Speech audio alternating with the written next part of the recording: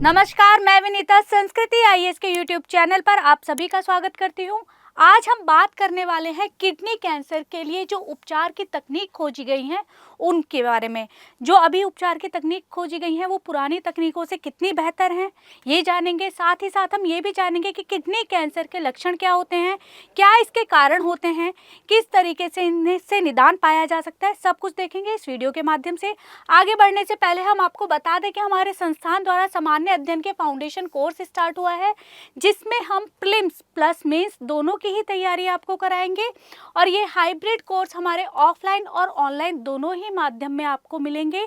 इसमें प्रवेश के लिए आप इस नंबर पर कॉल कर सकते हैं और या फिर हमारी वेबसाइट पर विजिट कर सकते हैं। इसमें बहुत ही सीमित सीटें बची हैं, बहुत ही कम सीटें बची हैं, तो आप यहाँ पर फटाफट से फ़ोन उठाइए और बात कीजिए, हमारी वेबसाइट पे जाइए और फटाफट से अप्लाई कीजिए।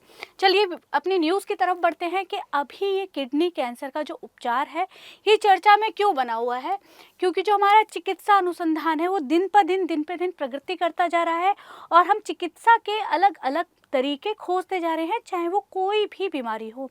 ऐसा नहीं है कि हम कैंसर के मामले में ही अलग तरीके से खोज कर रहे हैं, हमारे टीबी के लिए और भी जो अलग बीमारियां होती हैं सबके लिए हम एक नई तकनीक लेके आ रहे हैं, जिससे हम और बेहतर तरीके से उपचार कर सकें। तो यहाँ क्या हुआ है कि जो हमारा चिकित्सा ने अनुसंधान किया है उसके माध्यम से अभी जो किडनी कैंसर होता है उसके लिए एक टेक्निक खोजी गई है जिसे कहा जाता है इम्यूनोलॉजी। और ये तकनीक क्या करती है कि हमारी जो पुरानी तकनीक थी, यानी कि जो कीमोथेरेपी की जाती थी और उसके साथ ही साथ जो रेडियोथेरेपी की जाती थी या कि विकिरण किया जाता था, उस उपचार की तुलना में बहुत ही अधिक सटीक है, यानी कि एकदम सटीक तरीके से ये आपको उपचार करती है। और इससे होगा क्या, रोगियों को एक नई उम्मीद जागी है कि जो रोगी पुरानी तकनीकों के उपचार के बाद भी उनका ठीक से निदान नहीं पा पाते थे और उनमें फिर से वो प्रॉब्लम उभरने लगती थी, अब उन्हें इन सारी प्रॉब्लम से निदान मिला है। वो ये सोच रहे हैं कि हाँ, अब हमारा इलाज और बेहतर हो पाएगा क्योंकि एक नई तकनीक निकल कर आई है। चलिए आगे बढ़ते हैं, आगे देख लेते हैं जो कीमोथेरेपी होती है। जैसा कि मैंने आपको बताया कि जो हमारी कीमोथेरेपी है और जो विकिरण है यानी कि रेडिएशन के माध्यम से जो हम क्या करते थे, कैंसर की जो सेल्स होती थी उन्हें ख़त्म करते थे या उन्हें निकालते थे, अलग करते थे। तो ये दोनों ही जो पारंपरिक उपचार हैं उनकी तुलना में जो अब नया उपचार इन्होंने खोजा है वो काफ़ी ज़्यादा इफेक्टिव होगा, एकदम सटीक होगा। अब यहाँ पर देखिए जो किडनी कैंसर है, किडनी कैंसर को रीनल कैंसर के रूप में भी जाना जाता है, यानी कि इसका दूसरा नाम क्या है, रीनल कैंसर भी हम इसे कह सकते हैं। अब यहाँ पे मोटा मोटा एक चीज़ समझ लेते हैं कि कैंसर क्या होता है। किडनी कैंसर तो हम बाद में जानेंगे, पहले हमें ये तो पता हो कि कैंसर होता क्या है। कैंसर होता क्या है कि हमारी जो सेल्स होती हैं, सेल्स का मल्टीपल डिवीज़न होता रहता है। हम जानते हैं माइटोसिस और मियोसिस के माध्यम से क्या होता है, सेल्स 1 से 4 या 1 से 2 सेल्स बनती हैं, ठीक है, ये हमारा डिवीज़न होता है। और ये सेल क्या करती हैं, हमारी जो सेल डेड हो चुकी होती हैं उन्हें रिप्लेस करके नई सेल वहाँ पर आ जाती हैं, इतना आपको पता है। अब कैंसर में क्या होता है कि जो ये डिवीज़न होके नई सेल्स आ रही हैं, ये बहुत तेज़ी से बढ़ने लगेंगी, यानी कि जो सेल्स हैं वो बहुत ज़्यादा तेज़ी से बढ़ने लगेंगी और एक जगह पे गुच्छा इकट्ठा हो जाएगा। मान लो कैंसर की सेल्स आपके अंदर आई, वो बहुत तेज़ी से बढ़ेगी और वहाँ पे एक जगह पे गुच्छा सा बना लेंगी, वो पूरी बॉडी पे नहीं आएंगी, उस जगह पे गुच्छा बनाती चली जाएंगी। यानी कि कैंसर में क्या होता है, हमारी सेल्स का अनियंत्रित तरीके से बढ़ना शुरू हो जाता है। हमारी जो सेल्स होती हैं वो उनकी जो डेवलपमेंट होती है, जो हम कहते हैं कि डिवीज़न होता है, वो अनियंत्रित तरीके से होना शुरू हो जाता है। ये होता है हमारा बेसिक कैंसर।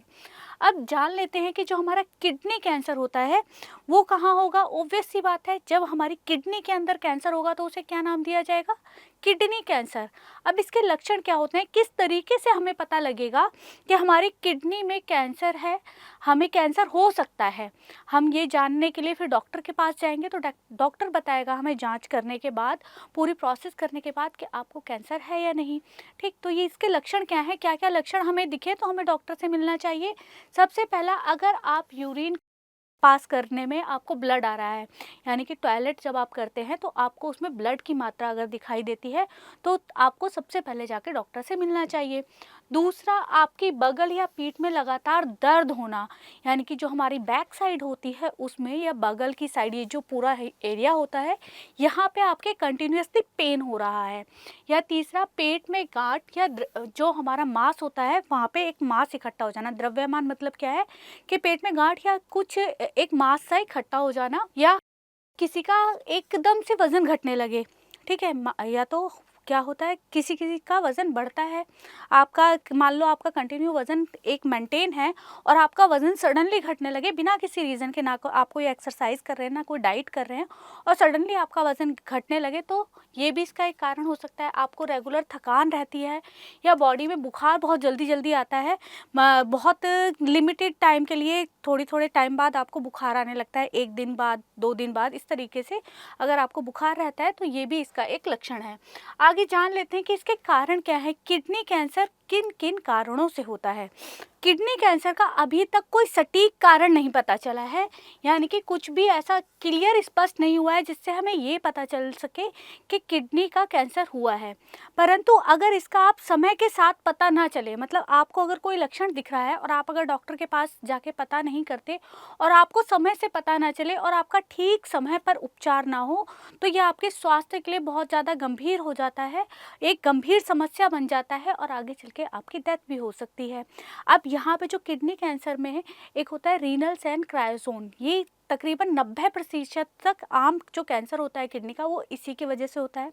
बच्चों में जो किडनी का कैंसर होता है वो होता है विल्सन ट्यूमर, यानी कि विल्सन ट्यूमर नाम से बच्चों में होता है कैंसर, किसका, किडनी का। चलिए आगे देख लेते हैं कि इसके कारण क्या क्या है। धूम्रपान और तंबाकू में जो हानिकारक रसायन होते हैं वो किडनी की कोशिकाओं को कहीं ना कहीं नुकसान पहुंचाते हैं और जिसकी वजह से क्या होता है, किडनी का कैंसर होने के चांसेस बनते हैं। दूसरा, अगर आप मोटापा आ रहा है आपके ऊपर, बहुत जल्दी जल्दी आप मोटे होते जा रहे हैं, ये भी एक कारण हो सकता है, किसका, हमारा किडनी के कैंसर का। क्यों? क्योंकि वहाँ पे होगा क्या, हमारा शरीर का जब वज़न अधिक हो जाएगा तो होता क्या है कि जो हमारे हार्मोन्स होते हैं, हार्मोन्स इम्बैलेंस होने लगते हैं, हार्मोन्स के स्तर में बदलाव आ जाता है। यानी कि हमारी बॉडी को कौन मेंटेन करता है, जो हार्मोन्स मेंटेन करते हैं उनमें ही चेंजेस आने लगते हैं, तो जिसकी वजह से भी कैंसर हो सकता है, ये भी एक कारण हो सकता है। दूसरा चीज़, अगर आपको बहुत लंबे टाइम से क्या है, स्वेलिंग है कहीं पर भी, तो वो भी एक किडनी कैंसर का कारण हो सकता है।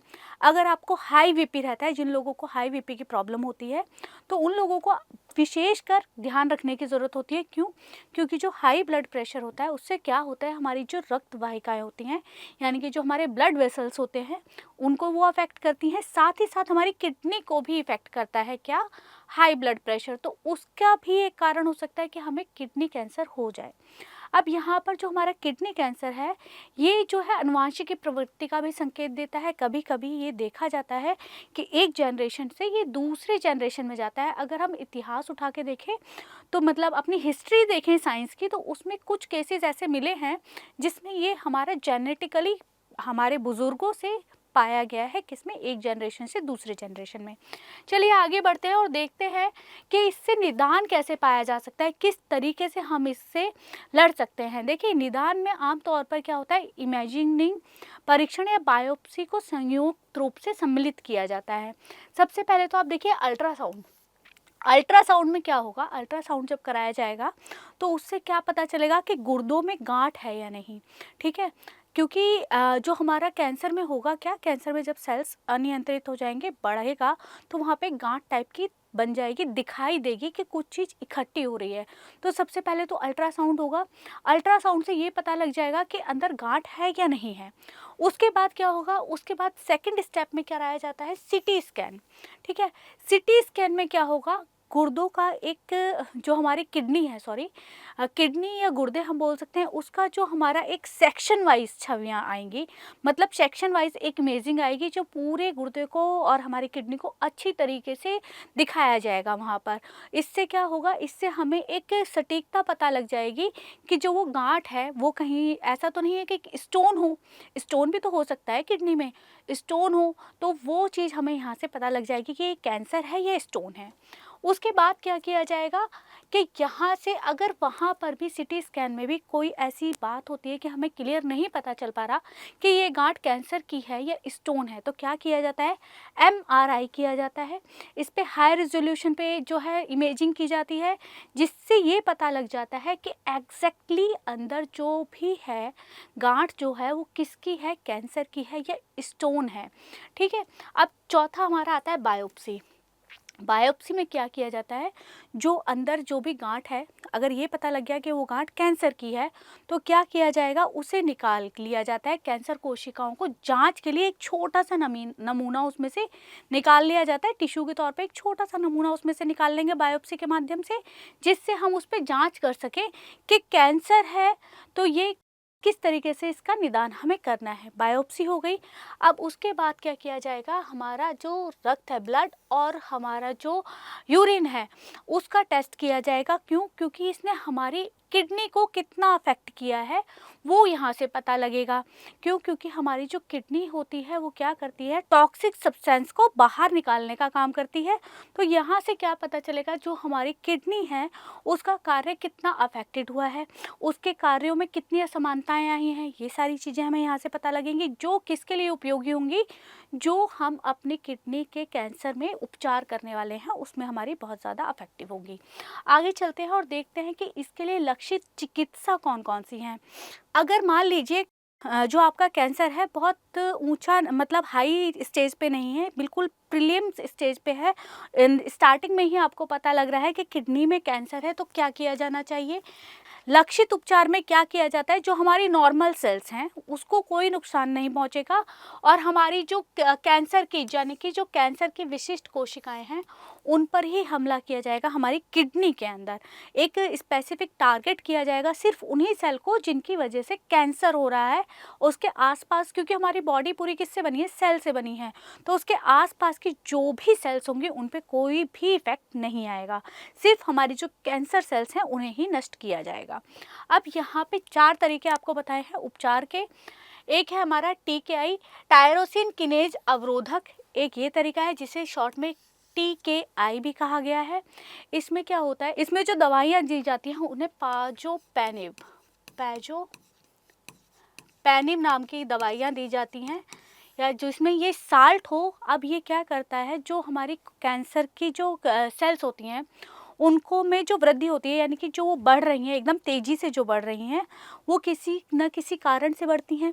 तो उसका कारण क्या होता है, एक एंजाइम होता है इनकी वृद्धि के पीछे, तो ये क्या करेंगी, उस एंजाइम को जाके अटैक करेंगी और ये उसकी वृद्धि को रोक देंगी, यानी कि कैंसर अगर आपके अंदर जितना है वो उतना ही रहेगा और ज़्यादा नहीं बढ़ेगा।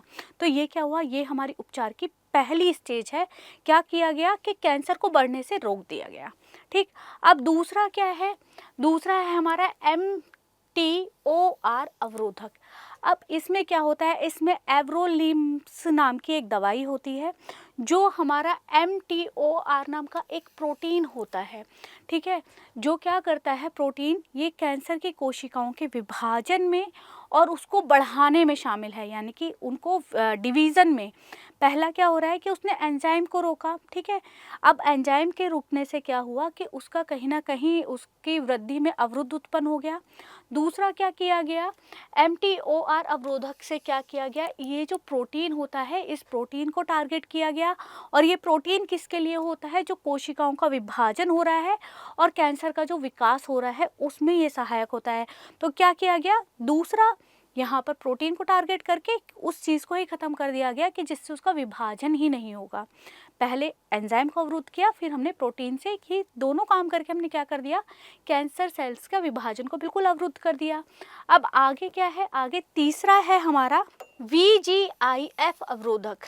अब देखिए, अभी तक हम बात कर रहे थे किडनी कैंसर की। अब यहाँ पर क्योंकि जो यहाँ पर कैंसर होता है किडनी में, वो कहीं ना कहीं हमारे ब्लड वेसल्स को भी अफेक्ट कर सकता है।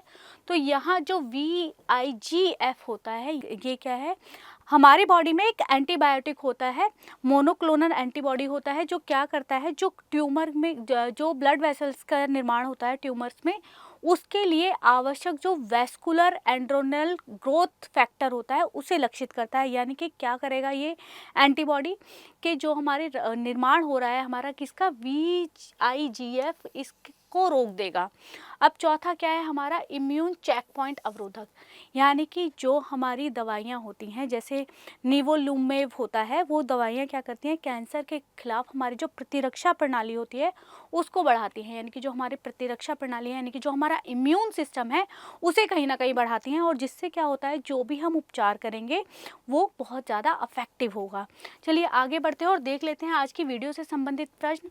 निम्न में से कौन सा कैंसर का कारण नहीं है? पहला है धूम्रपान, दूसरा है हार्मोन के स्तर में बढ़ावा, तीसरा अधिक पानी का सेवन, चौथा है हमारा उच्च रक्तचाप। तो हमें बताइए कि इसका आंसर क्या होगा। आज की वीडियो में इतना ही। आई होप कि आपको वीडियो अच्छी लगी होगी। वीडियो को लाइक कीजिए, शेयर कीजिए और चैनल को सब्सक्राइब कीजिए। अगली वीडियो में आपके साथ फिर मुलाकात होगी एक नए टॉपिक के साथ। धन्यवाद।